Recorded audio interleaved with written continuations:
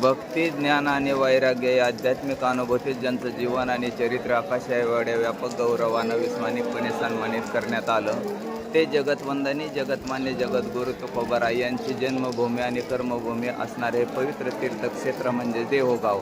आणि या देहू गावामध्ये आता सध्या चाललेली भयंकर परिस्थितीत म्हणजे पावसाने घातलेलं थैमान, इंद्रायणीला आलेला महापूर, तरीसुद्धा वारकऱ्यांची निष्ठा भगवंताबद्दल कायम आहे. असे निष्ठावंत वारकऱ्यांचं सकाळच्या पारी चाललेलं हे देहू गावचं दर्शन बघितलं का? तरी चॅनलला लाईक करा बरं, लाईक करा, शेअर करा आणि फॉलो करायला विसरू नका. ओके.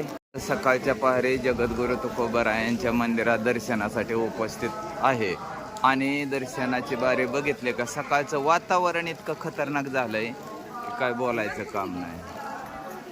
हो का? इथं कळसाचं दर्शन घ्या माऊली. हो का? हे कळसाचं दर्शन जरी झालं ना तरी तुम्हाला तुकोबारायांचं दर्शन झाल्याप्रमाणे, म्हणून सध्या तुम्ही कळसाचं दर्शन घ्या. पाहिलं?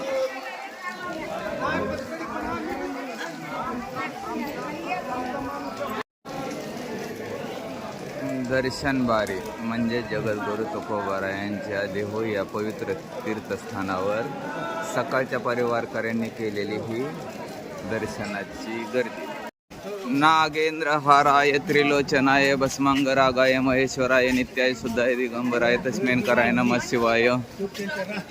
मारुततुल्य वेगं जितेंद्रियं बुद्धिमतं वरिष्ठं आत्मजा वानरायुक्त मुख्यं श्रीरामदूतं शरणं प्रपद्ये.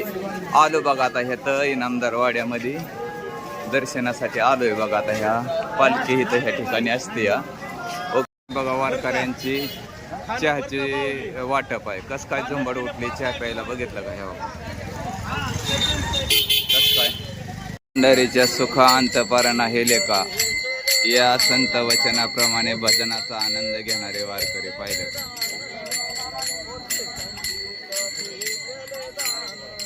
काही आनगडशाचे समाधी आणि ह्या ठिकाणी आनगडशाचा कुवा म्हणून म्हटलं जातं बघा. ही आता बंदिस्त केलाय, जाळी बिळी टाकली या, त्याच्यामुळे मी हे काही आनगडशाचा कुवा. आणि ही ह्या ठिकाणी आनगडशाची समाधी बघितलं का? म्हणजे